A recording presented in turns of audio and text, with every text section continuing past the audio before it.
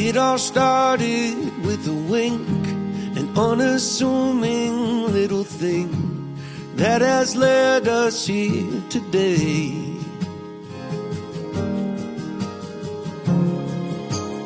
We had both loved and lost, and we'd both been on first dates, but this one was different. And now I say, I saw fireworks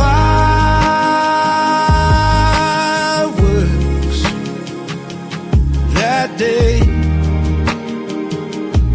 in every way. I saw fireworks